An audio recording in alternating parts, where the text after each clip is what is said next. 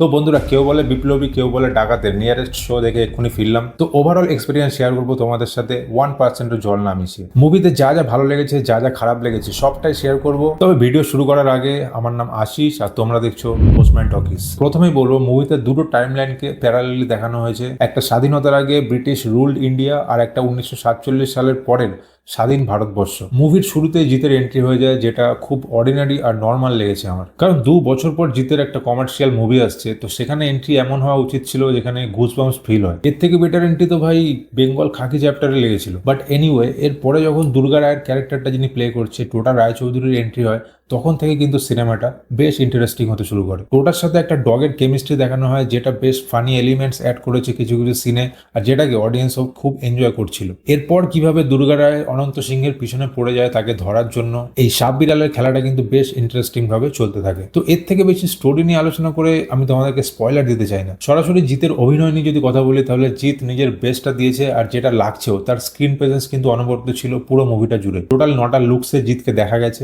এত heavy heavy makeup থাকা সত্ত্বেও জিৎ যেই লেভেলের অ্যাক্টিংটা করেছে ভাই, সত্যি প্রশংসনীয়। গল্পে যেমন অনন্ত সিংহকে নিয়ে আমরা পড়েছিলাম যে তার জীবনে এতগুলো লেয়ার আছে। স্বাধীনতার আগে চট্টগ্রামে অস্ত্রাগার লুণ্ঠন, তারপরে আন্দামানের কালাপানিতে তার উপর হওয়া নির্মম অত্যাচার, সেখান থেকে ফিরে আসা, তারপরে দেশ স্বাধীন হওয়া, তারপরে আবার ডাকাতি, আবার জেল। মানে এই ক্যারেক্টারটাকে এমনি এমনি এত কন্ট্রোভার্সিয়াল বলে না। এরকম একটা ক্যারেক্টারকে প্লে করা এতটাও ইজি না যতটা আমরা স্ক্রিনের এপার থেকে দেখছি। কারণ প্রতিটা লুকস, তার কথা বলার স্টাইল, তার হাঁটার ধরন সম্পূর্ণ আলাদা। বাট মানতেই হবে যে Jeet delivered it very smoothly. তবে সব ভালো বলছি বলে ভেবো না যে মুভিতে কিছু খারাপ নেই। মুভির উইক সব থেকে যেখানে আমার বেশি ফিল হয়েছে সেটা হলো মুভির অ্যাকশন কোরিওগ্রাফি আর ভিএফএক্স। ভাই এই পার্টিকুলার ডিপার্টমেন্টটা শুধু এই মুভি না, বাংলা ইন্ডাস্ট্রিকে না আরো অনেক বেশি খাটতে হবে। কারণ এত টেকনোলজি উন্নত হয়েছে, এআই টুলস বেরিয়েছে, তবুও যদি আমাদের মেন্টালিটি থাকে যে ভাই বাংলা মুভি দেখছি তো এর থেকে বেশি আর কি ভিএফএক্স এক্সপেক্ট করবো, তাহলে কিন্তু ওই শ্রাবন্তী লোডশেডিং এ ঘোড়া চালানোই সারা জীবন ওরকমই দেখে যেতে হবে। আর এবার মুভির পজিটিভ পয়েন্ট নিয়ে কথা বলবো, যেটা হলো মুভির ইমোশন। আমি আমার নিজের এক্সপিরিয়েন্স দিয়ে বলছি,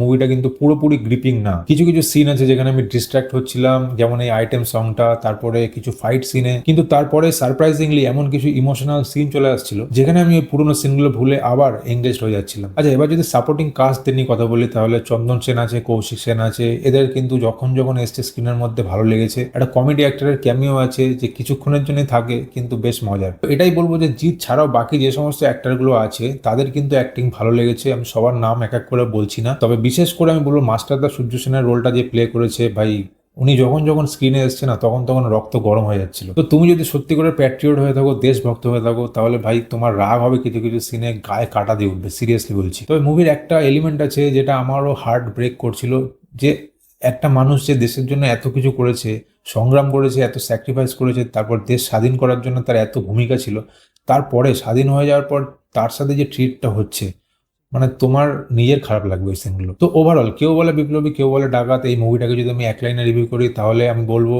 যে এখানে বেশ ভালোভাবে দেশপ্রেমটাকে দেখিয়েছে, গায়ে কাটা দিয়েছে কিছু কিছু সিনে, বেশ এঙ্গেজিং লেগেছে। তো আমার তরফ থেকে মুভিটাকে 3.5/5। It's a family entertainment complete package. Independence day উইকে এর থেকে ভালো মুভি, মানে বাংলা মুভি হতে পারে না। তো যাও, গিয়ে দেখে আসো।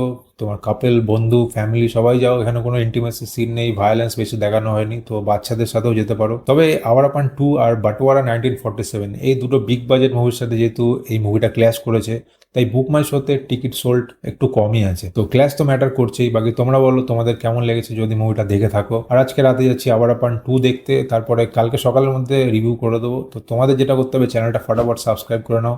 আর এই ভিডিওটা যদি একটু ভালো লাগে, বন্ধুদের সাথে শেয়ার করো, লাইক করো। দেখা হচ্ছে নেক্সট ভিডিওতে। টিল দেন, টেক কেয়ার দোস্ত।